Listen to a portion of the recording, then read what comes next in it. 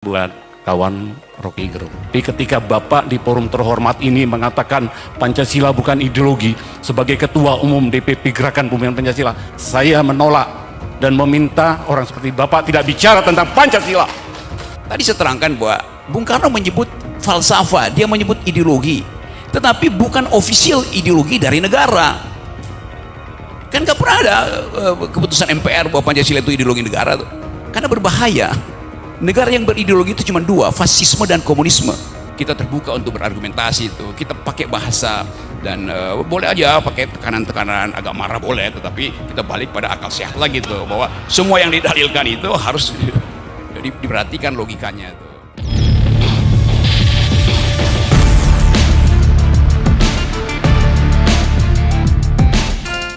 Anton Manurung, Ketua Umum Dewan Pimpinan Pusat Gerakan Pembumian Pancasila. Assalamualaikum warahmatullahi wabarakatuh. Salam sejahtera untuk kita semua. Shalom, Om Swastiastu, Namo Buddhaya, Wete Tungtien, Rahayu Rayu. Salam Pancasila. salam Pancasila.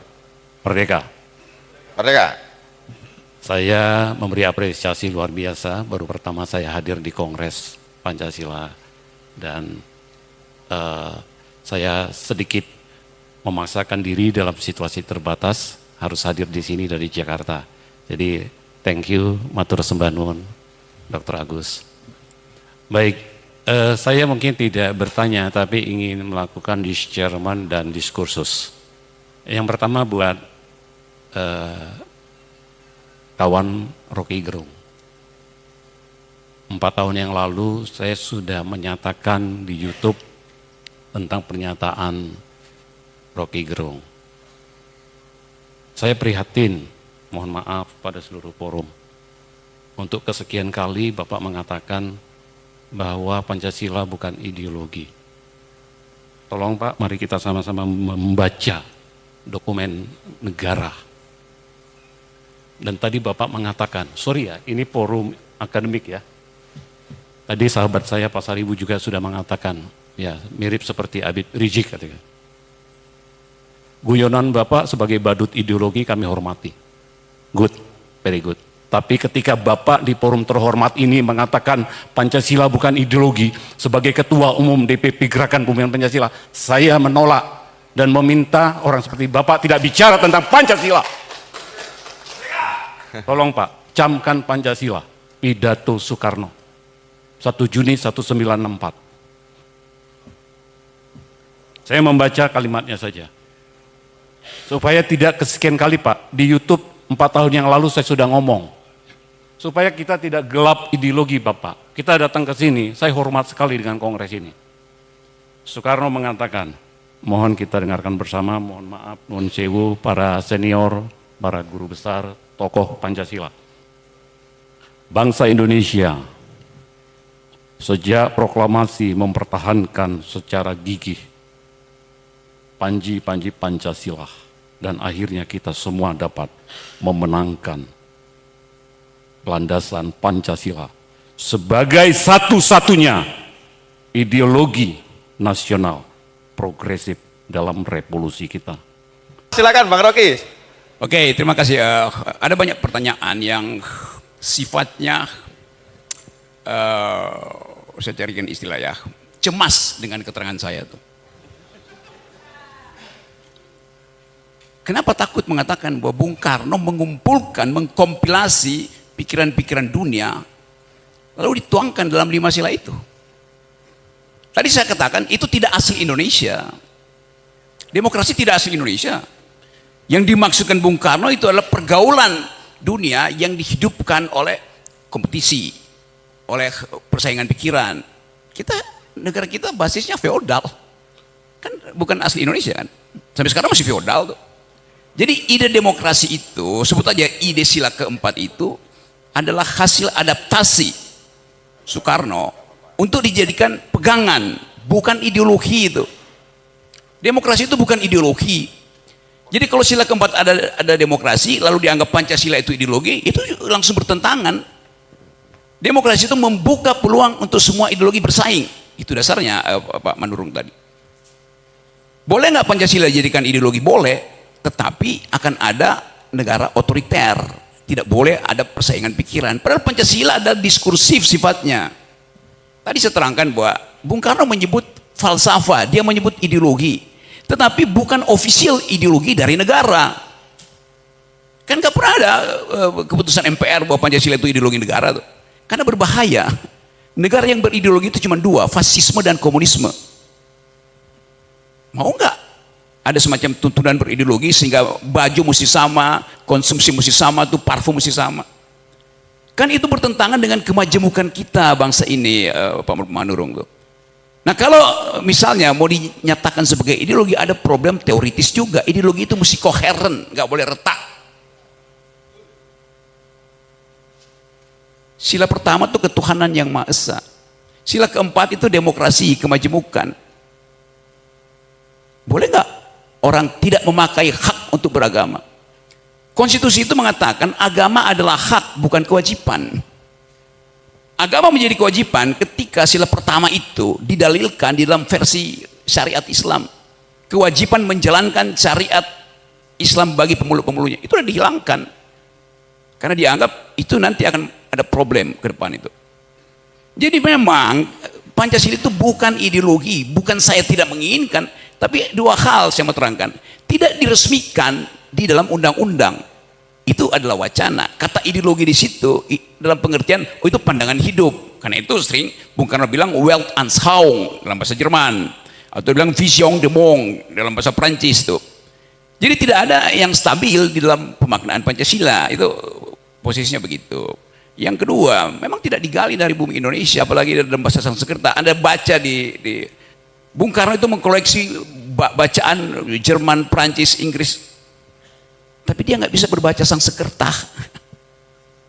Kan dasarnya begitu tuh. Jadi kenikmatan kita untuk membayangkan ada semacam tuntunan, oke. Tetapi tuntunan itu tidak boleh diresmikan sebagai ideologi negara. Itu maksud saya tuh. Karena lebih berbahaya akibatnya. Demokrasi di negara manapun tidak ada demokrasi yang ada ideologi. Karena itu bertentangan di dalam prinsip. Apalagi kalau disebutkan mesti ada satu official ideologi. Dan orang akan tuntut ideologi itu mesti agama. Ya udah, habis negara ini. Jadi juga tadi teman yang bicara pertama bahwa nanti dulu nggak usah Pak, ya. Nanti diskusinya di panel di yang ke, ya.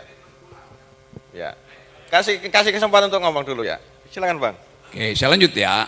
Saya bedakan tadi, karena itu saya sebutkan, sangat mungkin kita akan bertengkar di sini karena forum ini bukan forum ilmiah ansih gitu. Ada aktivis di sini nih. Oke. Ya supaya sedikit catatan kaki, saya mengajar teori ideologi di Departemen Filsafat UI selama 15 tahun tuh. Oke. Saya ulang ya masalahnya. Ada bayangkan bahwa dalil kita adalah persatuan Indonesia. Boleh nggak dia dibungkus secara ideologi? Tidak bisa. Karena persatuan itu datang dari ontologi kemajemukan. Dari awal negeri ini majemuk, oleh karena itu diperlukan persatuan. Jangan dibalik, demi persatuan tidak boleh ada kemajemukan. Itu bahayanya berpikir secara ideologis. Dapat nggak poin itu? Tentu Anda marah karena kok nggak ada panduan ideologi, apalagi bikin dewan ideologi. Hitler bikin itu. Hitler meresmikan dewan ideologi namanya fasisme dan diatur Anda hanya boleh kawin dengan ras yang sama. Itu aturan ideologi ketat sekali itu. Jadi sekali lagi kita boleh anggap bahwa Bung Karno berhasil membaca kecenderungan dunia dan dia ambil saripatinya itu. Bahkan dia rumuskan, ya kalau nggak 3-1 gotong royong. Bagaimana ada ideologi gotong royong? Jadi kita mesti lihat kecerdasan Bung Karno atau kecerdikan Bung Karno untuk menaturalisasi ideologi-ideologi dunia. Nah itu gampangnya. Istilah naturalisasi lagi keren hari-hari ini. Iya. Naturalisasi. Kan itu dasarnya kan. Kita baca, kalau saya bikin tafsir. Dari mana Bung Karno punya ide tentang keadilan sosial? Dia membaca Marxisme. Dari mana Bung Karno punya pengetahuan tentang nasionalisme sila pertama? Dia pasti baca Immanuel Kant tentang unity of reason. Dia baca San Min Cui. Banyak yang dia baca. Di mana dia baca kemanusiaan yang adil beradab? Dia pasti baca Rousseau tentang kedaulatan rakyat. Jadi Bung Karno membaca banyak literatur. Nah kita tidak mau membaca dan hanya mengupayakan sesuatu yang udah final gitu. Itu yang paling saya jengkel. Saya berkali-kali diundang oleh BPIP juga untuk mari kita di Pak Rocky ikut seminar tentang Pancasila tuh. Oke. Temanya apa? Pancasila sudah final. Udah final ngapain didiskusikan? Kan dungu namanya.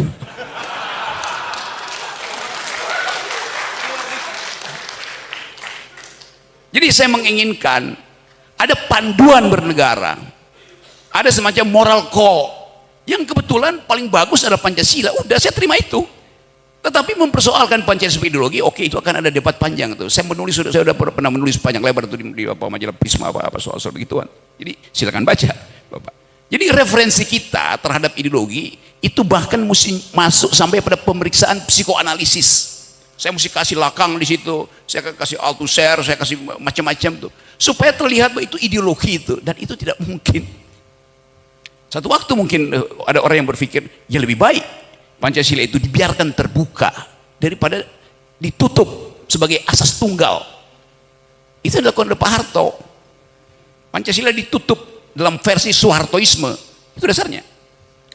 Di negara-negara Afrika juga banyak mencari root, mencari akar, apa sebetulnya akarnya, macam-macam tuh. Ada yang disebut Mobutuisme. Karena waktu itu Mobutu Seko adalah pemimpin Zaire itu. Jadi terlihat bahwa kita punya semacam kecenderungan untuk mencari sesuatu. Nah, saya terangkan sedikit teorinya. Setiap manusia itu mengalami keretakan self, keretakan jati diri itu. Kenapa dia retak? Karena saya akan mencari figur di atas saya, sementara saya dikejar oleh figur di bawah saya. Retak saya tuh. Saya nggak tahu orientasinya kemana itu. Jadi biarkan kita hidup di dalam keretakan itu. Nah, keretakan itu kan semacam kutukan bahwa kita manusia, maka kita retak. Self kita retak, fragile. Jadi itu dasarnya. Jadi sekali lagi, dalam demokrasi, di dalam republik, ide common good itu tidak boleh dibasiskan pada satu ideologi. Itu dasarnya tuh. Nah, itu yang menyebabkan ada persaingan pikiran, itu yang menyebabkan kita terbuka untuk berargumentasi itu. Kita pakai bahasa dan boleh aja pakai tekanan-tekanan, agak marah boleh, tetapi kita balik pada akal sehat lagi tuh, bahwa semua yang didalilkan itu harus diperhatikan logikanya itu. Jadi saya kira itu, dan saya percaya bahwa teman-teman akan merumuskan kembali percakapan ini supaya kita bawa pada forum-forum yang lebih luas tuh. Yang penting bagi saya ada transaksi argumen di sini, bukan kita produksi sentimen. Dan saya percaya kalau kita keluar dari sini dalam 2 hari ini akan ada bekal pengetahuan di kepala kita, sehingga IQ bangsa ini bisa ditingkatkan oleh pertemuan hari ini. Oke.